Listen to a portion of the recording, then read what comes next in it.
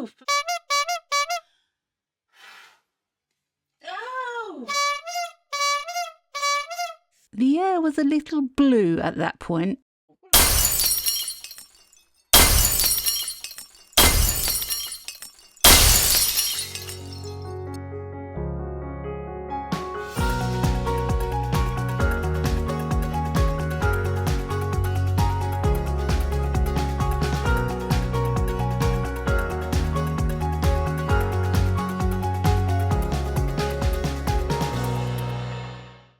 Hiya, welcome back to my channel. It's Wendy here from Toonpish Crafts and I hope you're doing okay. Now, JDiction contacted me recently and asked me if I had one of their levelling tables. My answer was, well, no, my tables are level.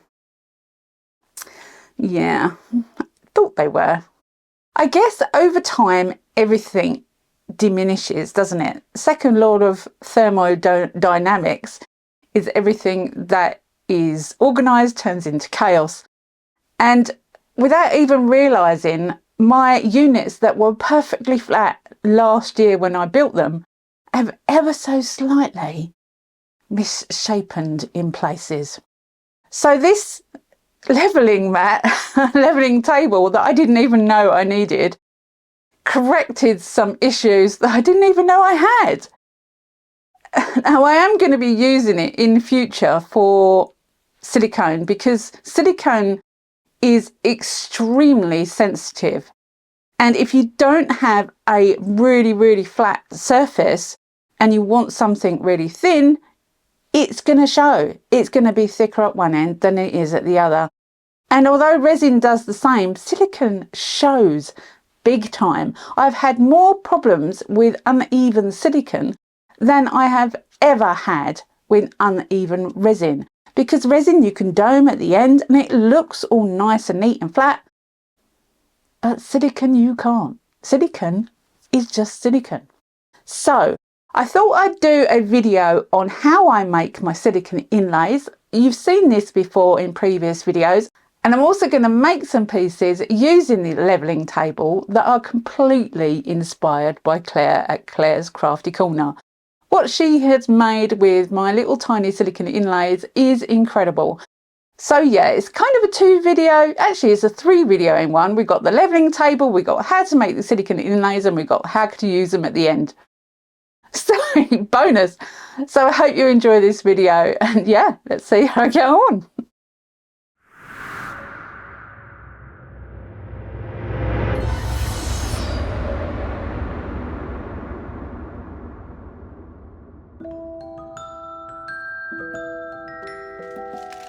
So this is JDiction's levelling table. Now I know other companies also make these levelling tables, but this is the one I've been given to try, and so yeah, I've never used one before. Let's have a go. It comes in a nice sealed bag and it's lovely and bright coloured blue, and I believe that silicone and resin do not stick to this surface either. Hand on heart, I'm not 100% sure, but I'm pretty sure that it doesn't. It has a tiny yellow dot in the centre. It has 4 adjustable feet that go up and down so that you can get the little dot in the centre of the bubble. That's how it works. It's very straightforward. Adjust the feet, get the dot in the centre of the bubble, and you're flat. That's all there is to it. Now I'm only ever so slightly out, as you can see. Tiny amount. There's me trying to just adjust the feet. It is a tiny amount, but it is enough for silicone not to sit flat, especially when you're dealing with less than a millimetre pour of silicone. So when I'm happy that I've got it flat, I then check it with my spirit level, and I'm happy that that bubble is well in the centre of that spirit level. I just used the spirit level there just to show you guys. You don't need it for the mat because it has a spirit level itself. Anyway, I've put a silicone mat on top and I'm going to lay out all of my wax seal stamps. I make little inlays with these, but there's a lot of them.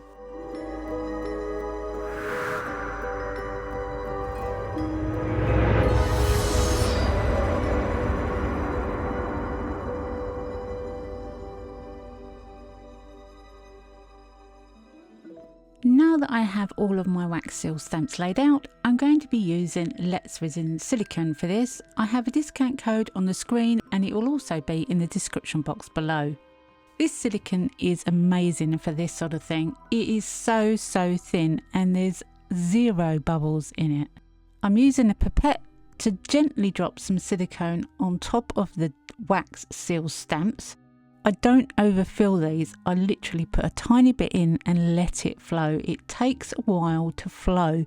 It's not as free flowing as resin, so you kind of put a little bit in and just let it do its thing and then top it up if you haven't got enough in there.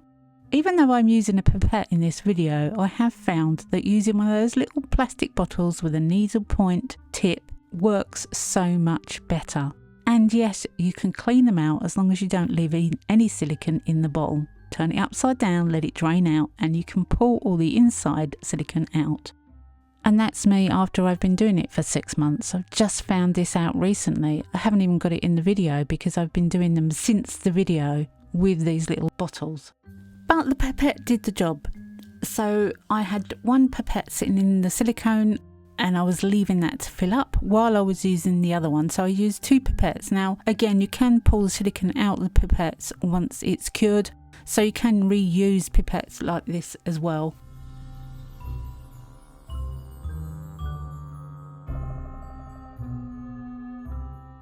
I do have quite a lot of these little wax stamps. They're not cheap, but once you've got them, you've got them. And I do like making these little inlays. They're a lot of fun to use, to make, to have. And I sell the little inlays on Toonpish.com as well.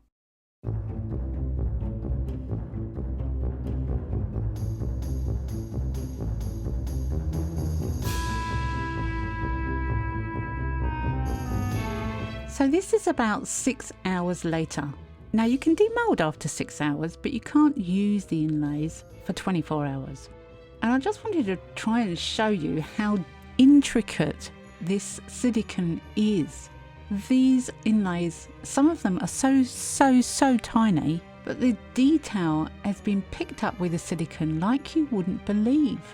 Look at that little bird, the feathers and everything. It's just amazing how it works. And this sugar skull, the detail is so thin and so tiny.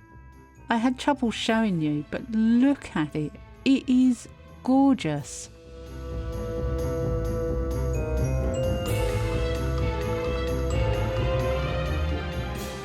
Once I've taken all the inlays out of the wax seal stamps, you can see that some of these pieces are so intricate. Some are quite plain, like the bats, but they're still bats, they're still gorgeous. I absolutely love these wax seal stamps. I kind of collect them now. Whenever I see a new one, I have to get it. But do be careful because some of the ones you want to buy are so shallow you will not be able to use them. I've got a few like that. And one of the ones that was too shallow for me to use was the Pegasus. And now I'm using this leveling table. I've been able to make it. And it is paper thin, but the detail is incredible. The witch is another. The witch is tiny. Because of the way these 2 wax stamps are, the silicone will travel right the way round the wax stamp before it settles, unless it is incredibly flat.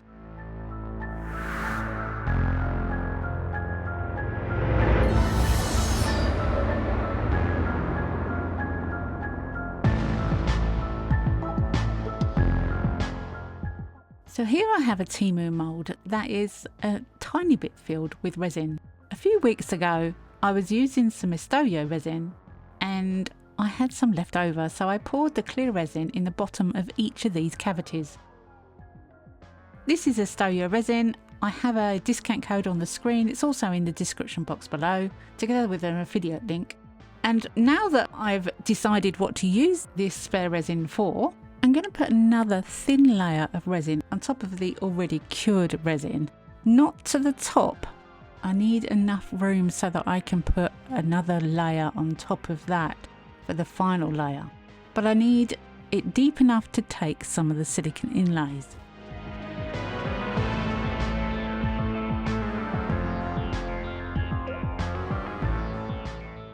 Once that's done, it's time to get my tiny silicone inlays out. I'm going to start with this weeny, teeny, absolutely scrumptious little horsey. And once I've found the perfect place for him, I just drop it in. Now some of the inlays are very detailed, like this rose, and if I put them down into the resin, you'll see that it's covered with little bubbles underneath it.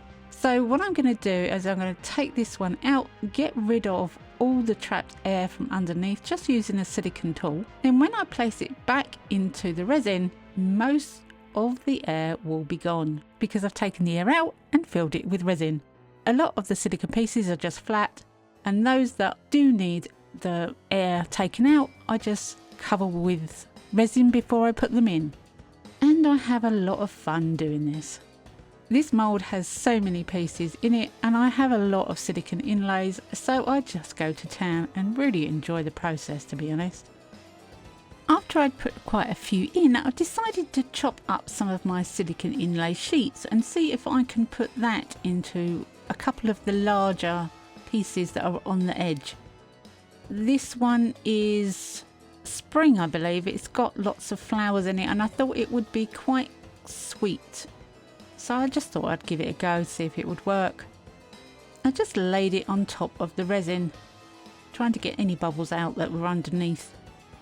Because this is thicker silicone, it was definitely less bendy than the small tiny pieces. So on the top one, as it was a tiny mould, I put a bottle on it to sink it in.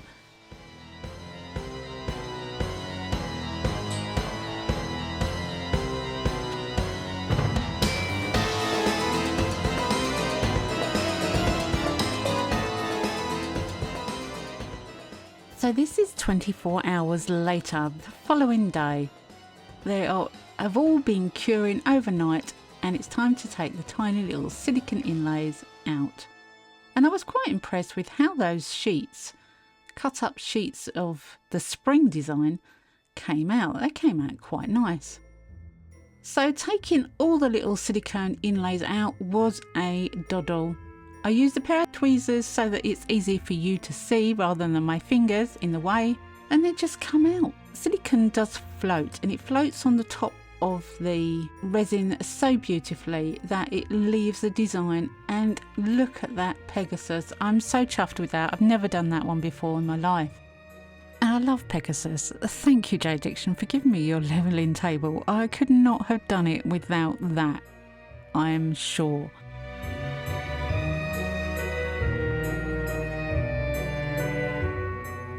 Once that's all done, then I have a complete mould full with beautiful pictures of little things, and now it's time to colour them.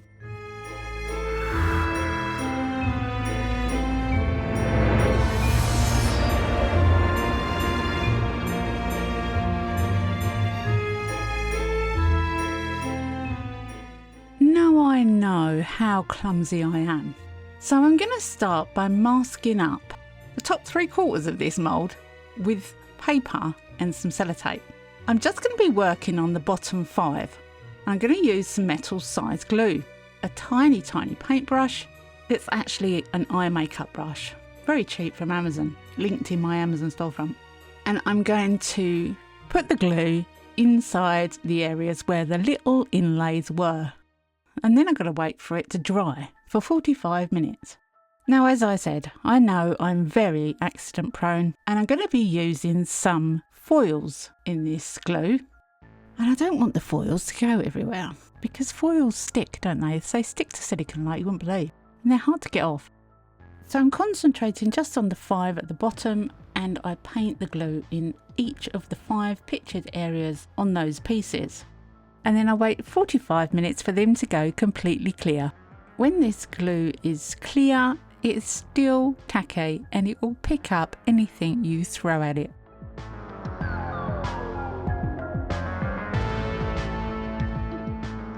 And when I've done all of them, I give them a quick blast with a heater just to get rid of any bubbles that may be in the glue.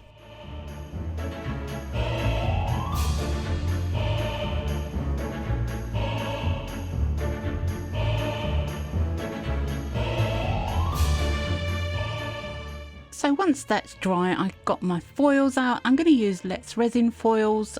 This one is green and I'm going to use all 5. I think Let's Resin only have 5 different colours in foils, but they're iridescent, they are colour changing and they are beautiful. Now they might have more in other countries, but in the UK I've only ever seen 5, a set of 5. I'm just putting the foils in where the glue is, and yeah, what was I saying about being accident prone? It's worth mentioning here, this was one day after I'd been at work all day. I was tired. Oh!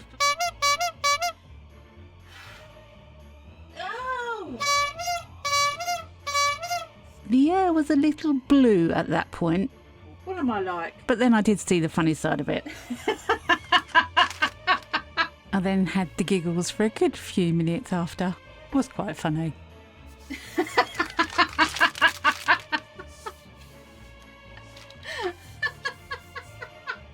Boy, am I glad I took precautions with that paper over the rest of the mould. But that foil went everywhere. Absolutely everywhere. I was covered, the worktop was covered, and you really just don't want to be cleaning when you're tired, do you? I should not have done this when I was tired, but I wanted to.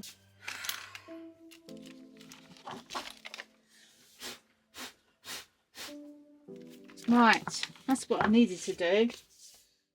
Once the disaster was over, I moved my paper to the next mould and used another foil colour to do the next one. And I did exactly the same with the other 3 at the bottom as well, making sure I had every one of the other moulds covered up just in case of accidents.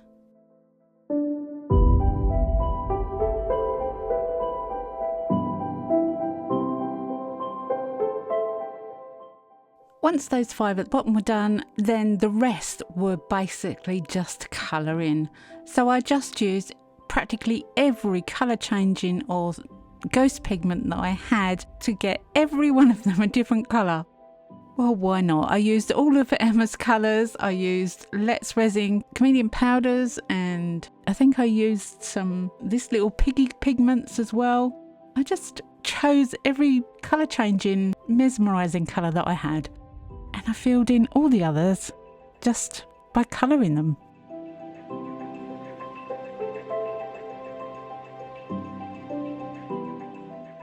This was not a quick process, but it was fun. Just choosing random colours and trying to find something that was different was just so much fun. I then decided to put some colours on the 5 at the bottom on the outside, but boy, were they beautifully different colours. Definitely needed more on the outside of the ones at the bottom though. So I grabbed a couple of Emma's ghost pigments and I coloured the outside of the bottom ones as well. I couldn't leave them clear. That would have meant that there was a black around the outside, and I thought that would make them far too dull. I do love Emma's colours though, and I will put her link in the description box below.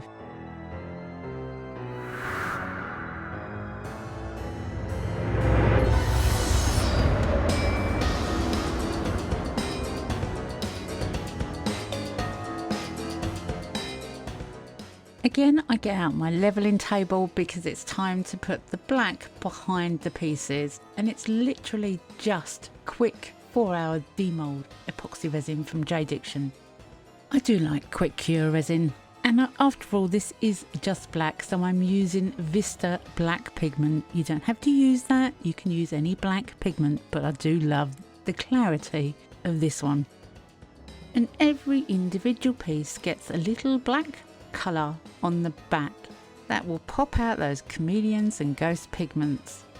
Like you wouldn't believe, it does change the colour of the ghost pigments because it's black, but they usually are so vibrant.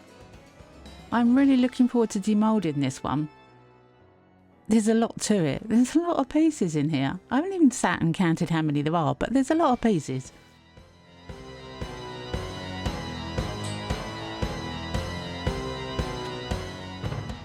And once covered, they all get a squirt of isopropyl alcohol.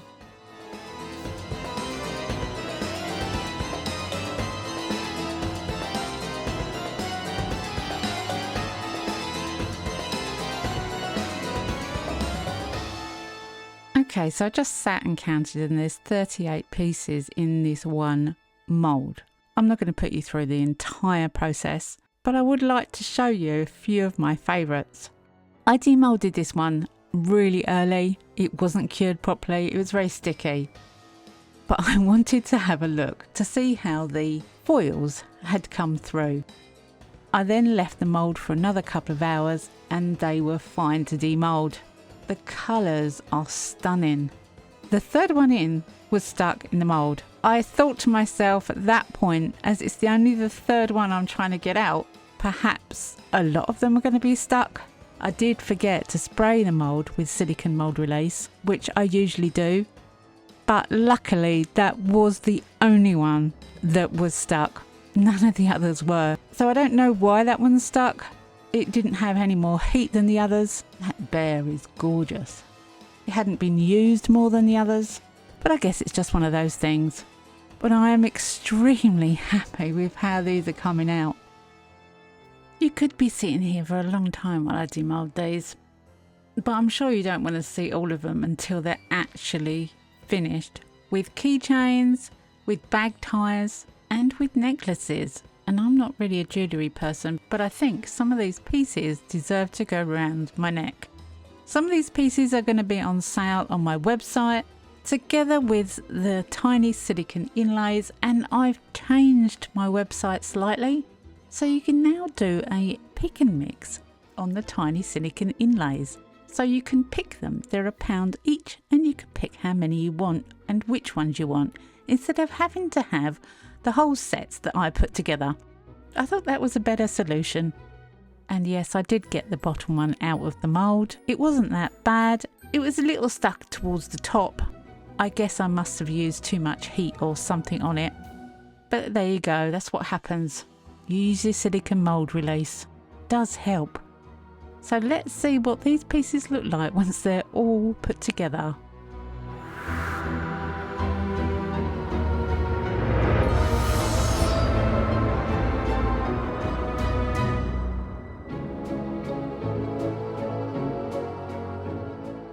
Honestly, I am so over the moon with how these came out. I absolutely love them. I really do. That Pegasus, I've never made it before because it was just too thin and awkward. But it's beautiful. Even the ones that are really difficult to see on the camera came out absolutely stunning. The horses were beautiful. This is Claire's idea. Claire came up with this system and I absolutely love it. Thank you so much, Claire, for giving me the inspiration for this video. Don't forget to go and check out Toonpish.com in case you want to buy any of the little silicone inlays for £1 each. They are tiny, they are beautiful, but my goodness, are they powerful to look at. Lots of fun to be had there. Or make your own. Anyway, I hope you've enjoyed this one. I hope you've got something out of it. I really do. Come back and see me next week because you never know what I'm going to be up to. I never know what I'm going to be up to. Have a great week. Happy crafting and bye for now.